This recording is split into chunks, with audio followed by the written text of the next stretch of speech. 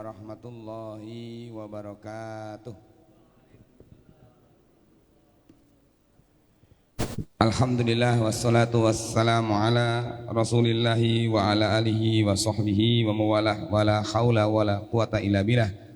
Asyhadu an la ilaha illallah wa andahu la syarika lah wa asyhadu anna muhammadan abduhu wa rasuluhu la rasula wa la nabiyya ba'dah. Yaqulu tabaraka wa ta'ala fi kitabil karim, a'udzu billahi minasy syaithanir rajim, wa ahallallahu al-bai'a wa harrama ar-riba. Amma ba'du, Allahumma la sahla illa ma ja'altahu sahla wa anta taj'alul hazana idza syi'ta sahla. Bapak Ibu hadirin hadirat rahimakumullah, kita awali dengan membaca basmalah. Bismillahirrahmanirrahim. Baik, malam hari ini kita akan membahas tentang fikih barter, tukar menukar. Meskipun di dalam kitab ini tidak menyebutkan itu, tetapi tema pembahasannya mengarah ke sorof atau pertukaran, tukar menukar ya. Tukar menukar. Baik, kita baca dulu matan hadisnya. Wa an ibni Umar radhiyallahu anhuma qala qultu ya Rasulullah inni abi'ul ibla bil baqi'i fa abi'u bid dananiri wa akhudul darahima wa abi'u bid darahimi wa akhudu ad-dananira akhudu hadha min hadha wa u'tiya hadha min hadha. Faqala Rasulullah sallallahu alaihi wasallam la ba'sa an ta'khudhaha bi si'ri yaumiha ma lam taftariqa wa bainakuma syai'un. Hadis sahih riwayat Imam Al-Hakim. Baik. Dari Ibnu Umar radhiyallahu anhu, putra dari Umar ibn Khattab radhiyallahu anhu, berkata, wahai Rasulullah, aku menjual unta di Baqi'. Baik, Baqi' itu nama tempat. Dahulu adalah dikenal dengan pasar ya. Sebelum Rasulullah SAW, sebelum masa Rasulullah, Baqi' itu adalah nama pasar di kota Makkah. Kemudian semenjak Rasulullah SAW diutus menjadi nabi ya, semasa Rasulullah, pasar itu dirubah menjadi tempat pemakaman, makam Baqi'. Dan tempat kuburan Baqi' itu menjadi kuburan yang istimewa karena Rasulullah SAW suatu malam Aisyah radhiyallahu anha pernah kehilangan Rasulullah. Nalika sare Kanjeng Nabi, Aisyah niki madosi Kanjeng Nabi. Ini Kanjeng Nabi digrayak-grayak mboten enten dipadosi, dicarilah. Ternyata Rasulullah keluar dari rumah. Maka Aisyah kemudian mengikuti beliau dari belakang. Ternyata Rasulullah sedang ke makam Baqi'. Kemudian Rasulullah berdoa di makam itu, Allahumma ighfir li ahlil Baqi'. Ya Allah, ampunilah para penghuni kuburan Baqi'. Makanya salah satu di antara keutamaan orang-orang yang meninggal di Makkah itu dikubur di pemakaman Baqi'. Dan pemakaman Baqi' yang didoakan Nabi itu tidak ada bangunan sama sekali, Pak. Nah, yang umroh pirsa nggih. Yang umroh pirsa. Sana ya tempatnya luas begitu, tetapi adanya hanya batu. Ini Baqi'. Nah, dulu adalah pasar, ya, dulu pasar. Nah, Ibnu Umar itu menjual unta di pasar Baqi'. Aku menjual dengan dinar, tapi aku menerima dengan dirham. Aku menjual dengan dirham, tapi aku menerima dengan dinar. Aku mengambil ini dari ini, tapi aku menerima itu dari itu. Rasulullah SAW bersabda, tidak apa-apa engkau mengambilnya dengan harga pada hari itu selama engkau berdua belum berpisah dan antara kamu berdua tidak ada masalah.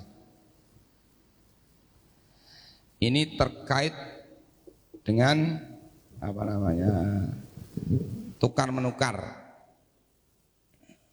Jadi dalam transaksi jual beli itu dikenal dengan sorf. Kita akan bahas, tapi saya sudah menyiapkan sedikit tulisan supaya mempermudah pemahaman kita. Kisah yang dialami oleh Abdullah bin Umar. Abdullah bin Umar ketika beliau menjual unta ini. Kita lihat dulu penjelasan di bawahnya.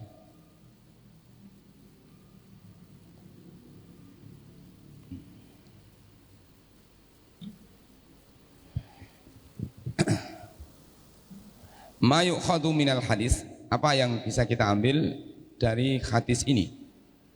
Yang pertama, al hadisu dalilun ala annahu yajuzu ayyaqdiya anil dhahabi al-fiddah wa anil fiddati al-dhahabu wa hadha min babis sarf alladhi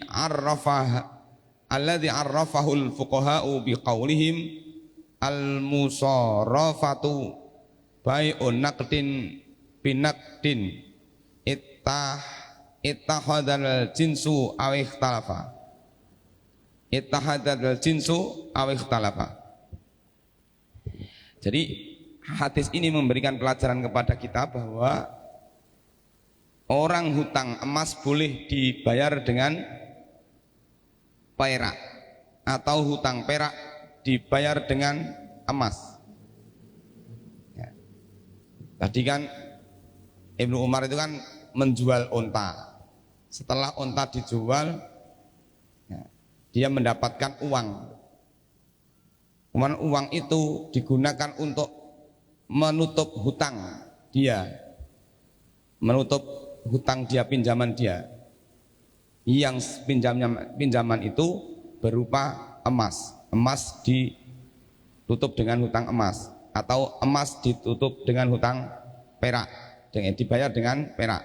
Nah, dan berarti di sini kita akan bahas tentang tukar menukar. Yang itu tidak bisa kita hindari dalam kehidupan kita. Dalam transaksi harian, Bapak Ibu pasti akan berinteraksi adanya tukar menukar. Atau misalnya begini, orang punya beras BLT, pengen makan beras yang enak. Yang beras enak itu namanya apa, Pak? Mentek wangi, umpama raja lele napa nggih. Pengen ngrasake beras yang enak.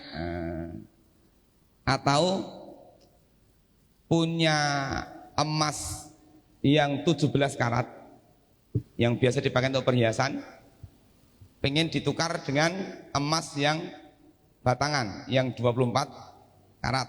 Jadi istilahnya kayak begitu, tukar menukar begitu. Itu akan ada dalam kehidupan, setiap hari itu pasti ada. Wong kadang-kadang enten tukar menukar sayur kok. Jenengan ndi napa? Pak Di, oh kula duwe terong, ijolke napa? Kangkung umpama gitu. Kan ngoten niku. Nah, baik. Termasuk ini nanti kita bahas. Uang rupiah ditukar dengan real, mau berangkat ke umroh. Nah, jadi gini, alat tukar di zaman Nabi itu hanya ada apa? Dinar dan dirham. Meskipun pada saat di zaman berikutnya, ya, di masa sahabat ya, itu ada fulus. Fulus itu apa? Fulus itu alat tukar yang mengantisipasi harga barang yang di bawah nilai 1 dinar. Misalnya saya mau beli barang yang nilai jualnya itu di bawah 1 dinar atau 1 dirham. Pripun? Nilai satuan terkecilnya dinar, maka munculnya fulus. Fulus itu dari tembakau, dari kuningan saya lupa. Tapi bentuknya ya kayak uang kita itu. Tapi dia hanya untuk barang yang nilai harga apa itu namanya, nilai harganya itu di bawah 1 dinar, di bawah 1 dirham. Saya lupa apa namanya, nilainya berapa. Makanya nanti ada dinar, ada dirham, ada fulus. Cuma fulus ini tidak terbahas. Fulus ini nanti akan kita gunakan untuk membahas hukum membayar hutang dengan nilai inflasi. Paham maksudnya Pak? Nilai inflasi itu nilai tukar penurunan nilai uang, nilai mata uang. Misalnya begini, jenengan 5 tahun yang lalu mantu misalnya terus pinjam sama tetangganya, aku sileono Pak, uang 5 juta. 5 tahun kemudian kan nilai uang 5 juta yang dulu jenengan pinjam dengan sekarang kan nilainya sudah turun Pak. Nah gitu. Itu namanya apa namanya, pertanyaan apakah orang yang berhutang itu boleh mempertimbangkan inflasi. Dan nanti kita gunakan untuk cara menjawabnya adalah dengan mengkiaskan fulus tadi. Karena kalau mempertimbangkan alat tukarnya dinar dan dirham, jelas dinar dan dirham itu nilai tukarnya itu stabil, gitu. Nabi itu dulu memberi uang siapa tuh, Ali bin Abi Thalib, disuruh beli kambing, cukup diberi uang 1 dinar untuk membeli seekor kambing. Nah sekarang 1 dinar itu setara dengan 1 ekor kambing. Zaman Nabi sampai zaman sekarang masih stabil. Ini apa namanya, mata uang yang ada di masa Nabi. Nah kita fokus ke sini dulu. Nah, mata uang kertas saat ini menjadi sesuatu yang berharga dan menggantikan posisi emas perak, karena nggak ada orang jual beli menggunakan dinar dan dirham. Emas sekarang menjadi barang yang mahal, bukan sebagai sebuah alat transaksi jual beli, tapi dia menjadi barang dagangan kan itu. Uang kertas lebih mudah disimpan dan dibawa. Namun nilai uang kertas tidaklah dilihat dari bendanya itu sendiri, tapi dilihat dari nominal yang bukan bagian dari benda itu sendiri. Nilainya tergantung dari tulisan yang tertulis dalam nilai uang kertas itu. Nah, sekarang kita akan melihat bagaimana aturan sorf atau tukar menukar. Tukar menukar itu dipilah menjadi 2 dulu. Ya, ada tukar menukar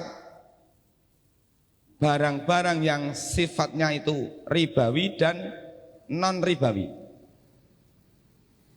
Para ulama menyimpulkan bahwa yang masuk kategori ribawi itu ada 6. Di luar itu maka dia tidak. Nah, sebentar ya, di sini kan, nah ini dari 6 komoditi ribawi itu, yang pertama kelompok emas dan perak, karena dia menjadi emas dan perak, dia menjadi alat tukar. Yang kedua adalah 4 lainnya, ini yang dia bukan sebagai alat tukar, tapi sifatnya adalah barang kebutuhan. Kurma, gandum kasar, gandum halus, garam itu kan bisa kita kiaskan kepada barang-barang yang ada di sekitar kita. Kalau uang sekarang itu kedudukannya ilatnya sama dengan emas dan perak. Karena uang sekarang itu kedudukannya sebagai alat tukar. Kayaknya memang harus pelan-pelan. Ini rotok mikir abot nih. Nah sini berkaitan dengan muamalah ini ya. Nah, kalau tukar menukar itu sesama kelompok emas dan perak, maka ada dua syarat. Ya Pak ya.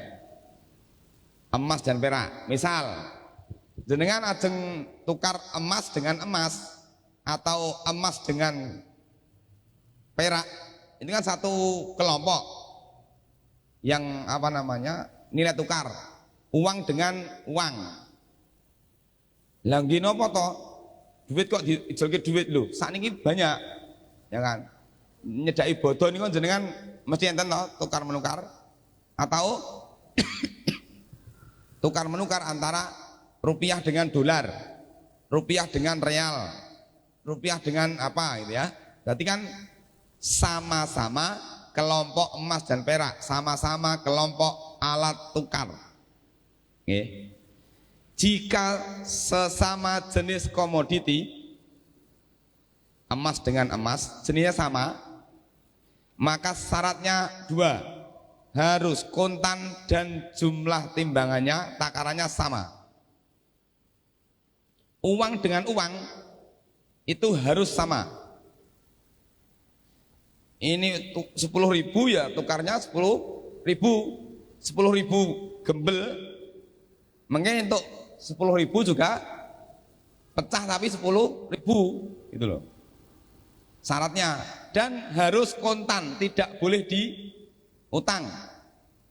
Kalau diutang dia sudah masuk kategori riba fadl. Contoh jenengan dodolan gitu Pak, enten uang tumbas barang, waduh esok-esok derenge enten artoy nembung tanggane kula ijol duit engketan aku enten mboten. Wah, lah niki entene anu iki pira? 40.000 kirang sedasa. Nggih pun sing sedasa mengke. Boleh enggak, Pak? Enggak boleh. Enggak boleh karena sejenis sama-sama uang, maka syaratnya dua, harus kontan dan harus sama. Begitu iya dan biadin, begitu dia menyerahkan 50.000, orang yang kita pinjami tukar tadi harus menyerahkan pecahan 50.000, 10.005 atau 20.002, 10.001 atau bagaimana, pokoknya harus sama, nggak boleh hutang. Dan itu pun kulino ngeten niku, makanya kalau jenisnya sama maka tidak boleh dihutang. Lah solusinya pripun? Solusinya adalah pinjam saja. Pun jenengan mboten sampe to arto. Nggih pun kula nempel iki nggih njusuli nika 10.000. Daripada kita terkena riba. Saged ditami nggih. Nah. Contoh meleh, ijolan beras sing BLT, karena BLT ini kan asumsinya beras murah, raskin, wah ijolnya beras yang mahal itu Pak, menteh, wah syaratnya gimana? Jumlah takarannya sama, harus kontan. Lah, mboten adil no, nggak bisa. Pokoknya aturan syariah dua. Kalau satu jenis harus sama dan harus kontan. Lah pripun carane?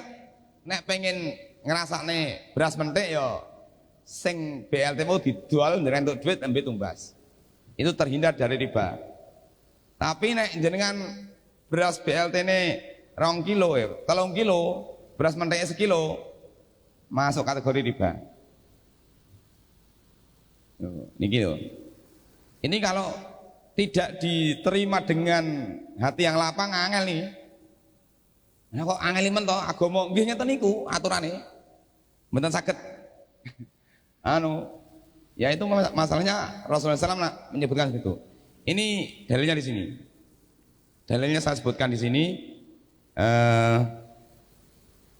Sebentar. Saya nih dalilnya. Az-zahabu bil-zahabi wal fiddatu bil fiddati wal burru bil burri wasyairu bis syairi wat tamru bit tamri wal milhu bil milhi mislan bi mislin sawaan bi sawain yadan biyatin fa idza ikhtalafat hadhil asnaf fabi'u kaifa syi'tum idza kana yadan biyatin. Jika emas dijual dengan emas, perak dijual dengan perak,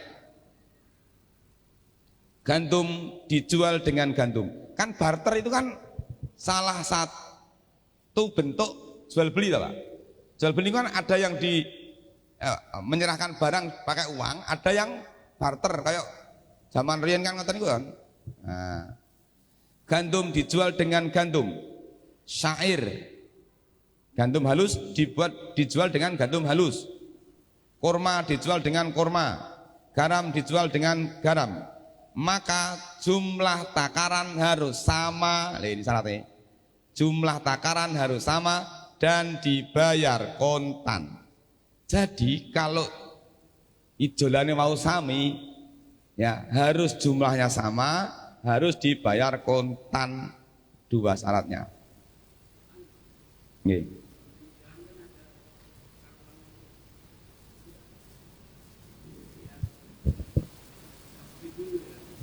100.000 gembel diijolke pecah. Nah, ya betul. Ya itu masuk ini. Ya. Nah pripun carane jenengan tukare neng kantor bank. Nek teng kantor bank mboten to? Nah, nek teng kantor bank kan kula ajeng tukar samanten pasti nominalnya sama. Itu sudah dibahas para ulama ya. Itu. Ya, mungkin karena faktor belum tahu. Jika jenis barang tadi berbeda, kalau jenisnya berbeda nih, maka silakan engkau membarterkannya sesukamu. Kalau jenisnya berbeda boleh, misal emas ditukar dengan perak, gitu ya. Boleh berbeda. Ini syaratnya, ini hadis. Nih, pripun? Lah ya boleh berbeda karena beda jenis. Ini memang syaratnya yang berat di sini, Pak. Karena kita tuh gini, Pak ya. Kita belajar jual beli itu tidak bisa lepas dari belajar riba. Dan konsekuensinya kita belajar fikih jual beli, ya konsekuensinya harus siap meninggalkan riba.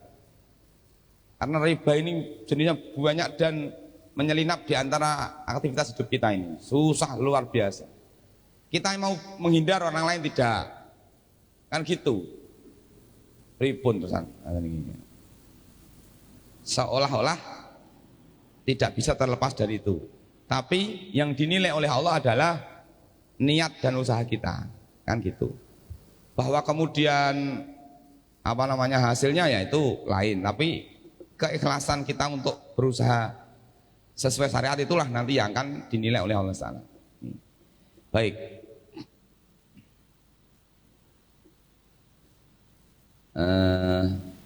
Nih.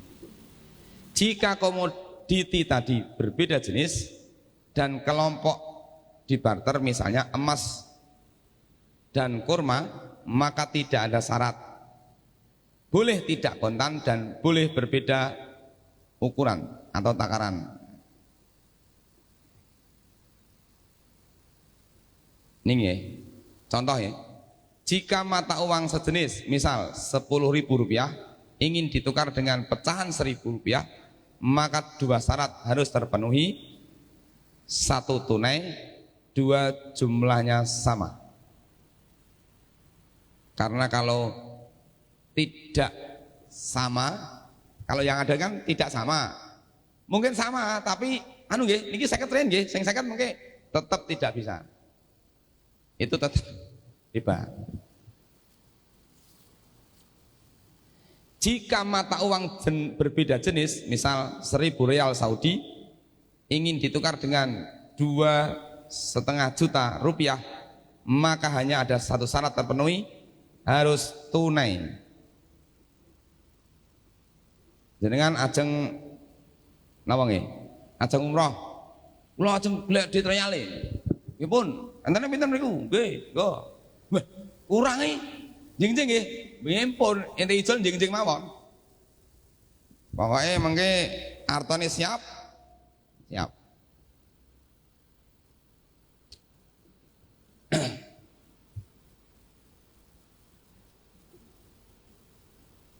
Nih, sekarang kita lanjutkan di sini.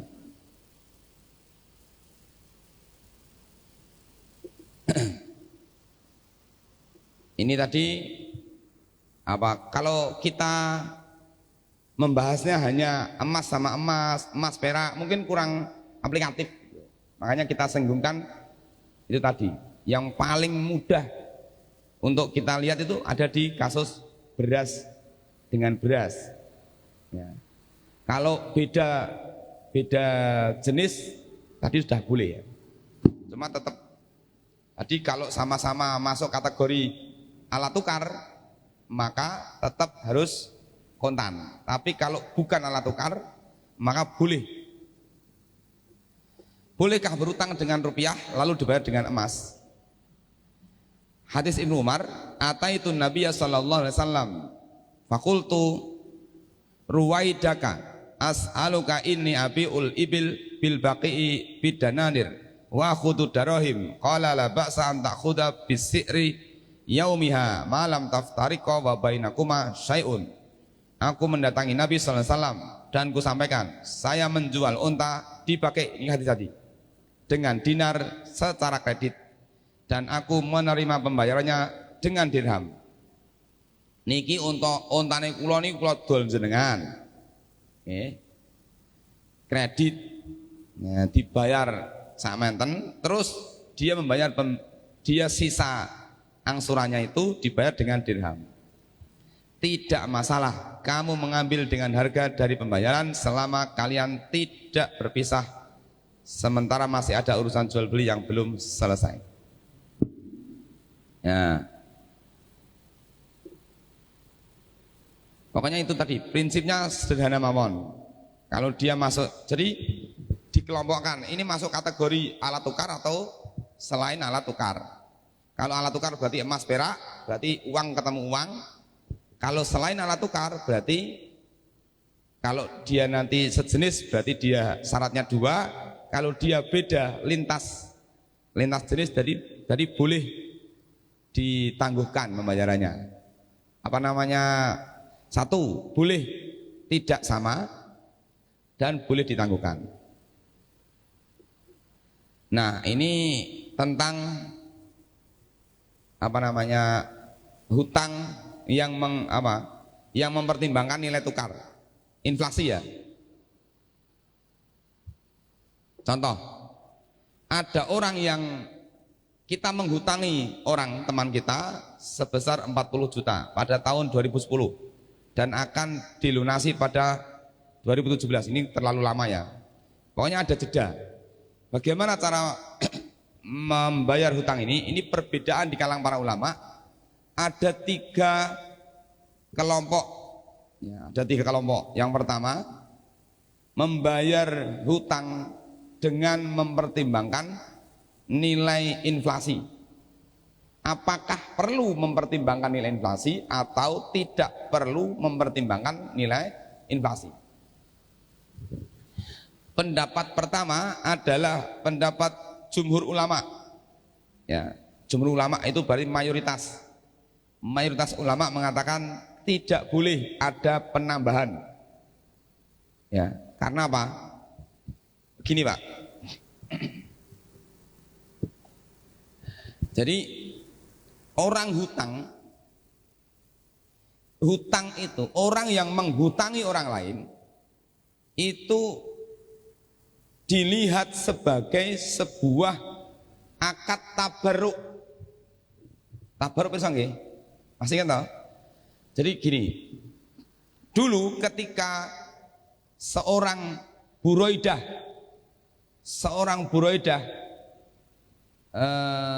budak yang datang kepada Aisyah radhiyallahu anha, dia kan bilang sama Aisyah radhiyallahu anha, ya Aisyah, saya ini mau memerdekakan diri dengan akad mukatabah. Saya ingin lepas dari tuan saya. Nah, tuan saya minta tebusan kepada saya sebanyak 9 uqiyah. Kan gitu. Maka aku minta tolong kepadamu wahai Aisyah radhiyallahu anha untuk membebaskanku. Kemudian Aisyah mengatakan, aku akan bayar setiap tahun 9 uqiyah itu kalau hak perwalianmu diberikan kepadaku, bukan kepada majikanmu. Maka Buraidah datang kepada majikannya. Majikannya nggak mau, nggak bisa. Kamu merdeka tapi hak perwalian tetap padaku. Nah, maka datanglah dia kepada Rasulullah, ya Rasulullah, begini diceritakan. Maka Rasulullah SAW mengatakan, jika seseorang itu dimerdekakan maka hak perwalian kembali kepada orang yang memerdekakan. Aisyah radhiyallahu anha itu dia melakukan akad tabarruk. Dia rela mengeluarkan uang 9 uqiyah itu dalam rangka untuk memberi pertolongan kepada Buraidah. Itu namanya tabarruk. Dia tidak punya tujuan keuntungan gitu loh. Jadi hutang itu akad tabarruk gitu loh. Tapi sekarang hutang itu akadnya sudah berubah. Bukan tabarruk lagi. Justru malah hutang itu dijadikan akad mencari keuntungan. Kan ngoten. Ngomong ora utang diparani kon utang kok. Ayo niki nggo penak-penakan mawon. Iya amale penak-penakan bar ki pun tele-tele. Angsurane tambah ngelu, kan ngoten. Kalau syariat itu hutang itu akad tabarruk. Niatnya membantu, maka tidak memberatkan gitu. Nah, maka ketika kita hutang kemudian ada jeda waktu lama, ada apa ya istilahnya inflasi, ya, penurunan nilai uang tadi, para ulama mengatakan bahwa akad hutang itu adalah akad tabarruk, niatnya membantu. Karena dia nikah akad tabarruk, maka Allah Subhanahu wa taala memberikan pahala yang besar jika orang yang kamu hutangi mendapatkan kesulitan, maka permudahlah dia. Nah, orang iso nyaur yo permudahlah, jangan diberatkan. Sampai-sampai Rasulullah SAW mengatakan orang yang bersedekah itu mendapat pahala 10 kali lipat, tapi kalau orang yang menghutangi dia mendapat pahala 18 kali lipat. Tapi ternyata banyak yang lebih senang bersedekah daripada ngutangi. Yang kedua, orang yang memberi kelonggaran kepada orang yang menghutangi, misalnya jatuh tempo 1 bulan, datanglah yang menghutangi tadi untuk nagih hutang, ternyata dia tidak membayarnya, maka dia mendapatkan pahala sejak jatuh tempo itu, dia mendapat pahala sedekah sejumlah uang yang dia hutangkan itu. Setiap hari dia dihukumi sedekah sejumlah uang itu. Jangan ngecoke 10 juta, mangke balik sesasingkas mang dongake muga-muga sesasingkas gung iso nyaur. Jenengan bentino entuk ganjaran sedekah 10 juta. Wah, nggih pun mundur sesasi. Kalau diberi tempo 1 bulan kok jenengan belum orang yang hutang tadi belum bisa nyaur nih, jenengan mendapatkan pahala 2 kali lipat dari jumlah uang yang jenengan hutangkan. Berarti 20 juta. Ndonga mawon. Muga-muga rong iso nyaur. Ngoten, Pak. Tapi nggih angel golek wong ngoten niku. Angel. Karena begitu besarnya nilai pahala orang yang menghutangi, karena memang hutang dalam Islam itu adalah akad tabarruk. Ampun dipitung golek keuntungan. Sekarang pola pikirnya sudah berubah gitu. Jadi hutang itu dianggap sumber penghasilan. Nganti wong ora nang omah ra dipikir parani kon utang kok. Mungkin utang kuwi mungkin kula hadiahi Nah, ini pendapat pertama, jumhur mengatakan tidak mempertimbangkan nilai inflasi. Pendapat kedua, pendapatnya Imam Abu Yusuf. Imam Abu Yusuf ini ulama dari kalangan madhab Hanafi. Imam Abu Yusuf mengatakan hutang itu boleh mempertimbangkan nilai inflasi. Alasannya, di zaman dahulu ada fulus, tadi saya matur, dulu itu alat tukarnya ada emas, ada perak, terus ada fulus. Dan fulus itu nilai tukarnya berubah-ubah. Kalau dulu ada fulus berarti sekarang boleh mempertimbangkan nilai inflasi. Ndek men aku utang pedet 10 tahun yang lalu, duit 7 juta, ambek duit 3 juta itu untuk pun itu pedet.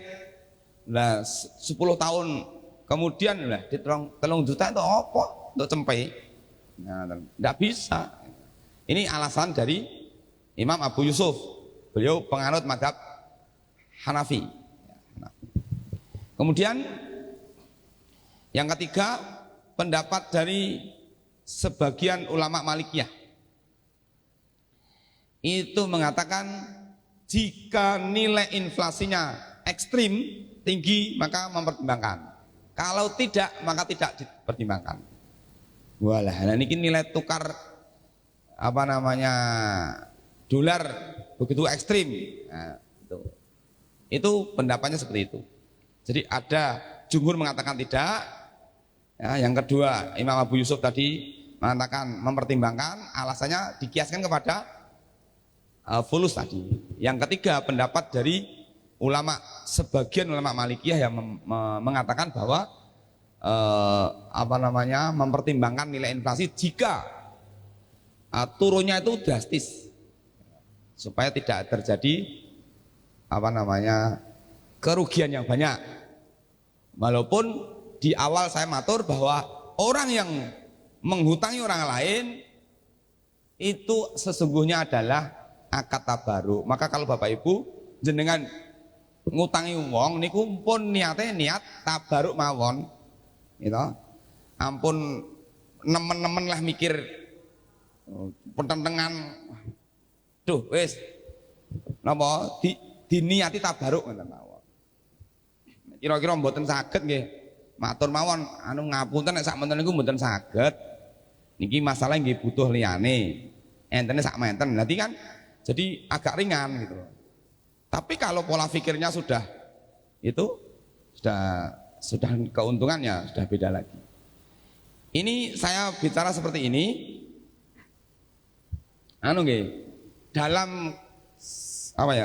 Dalam kasus tertentu mungkin tidak cocok. Ya kalau itu pembicaraan seperti itu, maksudnya niat tabaruk itu dalam konteks jumlah uang yang tidak banyak. Lah nek uangnya miliatan miliatan itu tergantung orang juga gitu ya. Ada kok, saya punya jamaah pengajian itu saking sugih Pak. Itu temennya hutang 2,5 M. Utang itu 2,5 M. Niku nembe dicicil 250 juta ya cuma disalahke ning meja. Ngapunten nggih. Pak niki entene nembe 250. Pun santai mawon di mah dekek meja mriku mengki kula anu niku. Mboten sah lho. Niku wong kandel, Pak.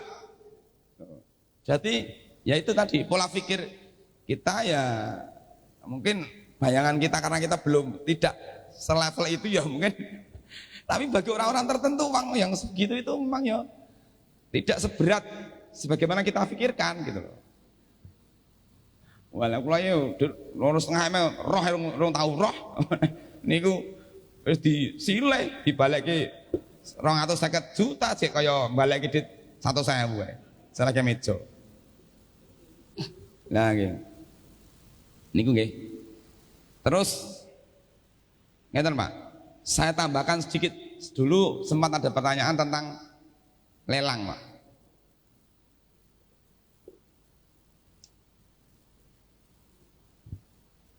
Dikit masih ada waktunya. Tentang lelang. Ini ternyata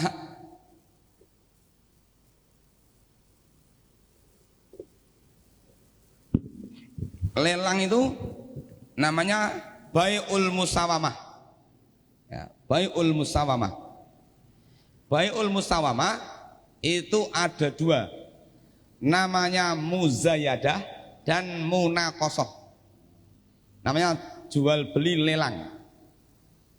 Ada yang lelang itu yang diambil nilai tertinggi dan ada yang lelang itu yang diambil nilai terendah. Ya, kita lihat dasarnya dulu. Hadis Anas bin Malik radhiyallahu anhu, suatu ketika ada seorang Ansor mendatangi Nabi sallallahu alaihi wasallam mengeluhkan keadaannya karena tidak punya uang. Kamu tidak punya barang apapun? Nabi bertanya. Orang ini pun mengambil sedel pelana, jadi tempat duduk pelana kuda itu loh, nah, dan gelas. Kemudian Nabi SAW menawarkan kepada para sahabat, Mayashtari hada, siapa yang mau beli ini? Faqala rajulun, maka salah seorang di antara mereka mengatakan, ana akhuduhuma bidirhamin, saya berani beli 1 dirham. Tawar salah satu sahabat. Maka beliau bertanya, siapa yang lebih berani 1 dirham? Semua sahabat terdiam hingga beliau mengulangi lagi tawarannya. Man yazidu ala dirhamin? Siapa yang berani membeli lebih dari 1 dirham? Hingga akhirnya ada seorang yang angkat tangan, saya berani membelinya 2 dirham. Silahkan ambil. Berarti ini contoh lelang yang naik. Para ulama menyebut ini menjadi dasar dalil diantara ya, praktek di zaman dahulu. Imam Tirmidzi mengatakan wal amalu ala hadza inda ba'di ahli ilmi lam yarau ba'san bi bai'in man yazitu fil ghanami wal mawaris. Praktek terhadap kandungan menurut sebagian ulama bahwa boleh jual beli muzayadah. Ya, muzayadah ini boleh lelang dengan model seperti ini. Biasanya kita dapatkan di lelang di Pegadaian atau di tempat mana ya? Itu ya. Itu muzayadah. Kemudian ulama tabi'in Atok bin Abi Robah, Imam At-Tahawi mengatakan mendapatkan penjelasan dari tabi'in Atok bin Abi Robah. Atok bin Abi Robah ini adalah murid dari Abdullah bin Abbas. Adroktun nasa yapi'unal ghanaima fiman yazid. Saya menjumpai para manusia, sahabat, mereka melakukan jual beli ghanimah kepada man yazid, orang yang bisa menambah harga. Berarti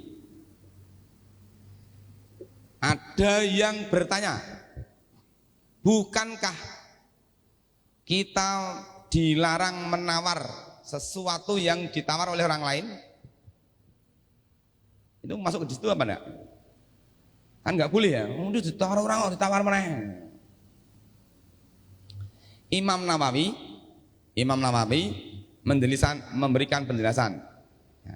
Ini kan dalilnya nih. Seorang lelaki tidak boleh melamar wanita. Tapi kalau masih dibuka masih boleh. Berarti seperti ini boleh, Pak. Termasuk yang munaqashah. Munakosah pirsa Pak? Lelang tapi tawarannya yang ditawar itu semakin turun. Enten betul Pak? Enten jenengan ini berapa? Nawar tapi tawarannya semakin turun semakin turun. Contohnya apa? Jadi jangan gak pengalaman. Contoh,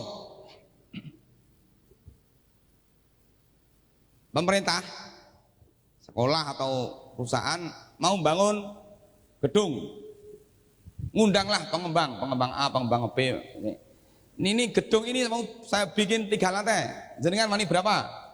Oh saya selesaikan 500 juta. Oke, jenengan pinten?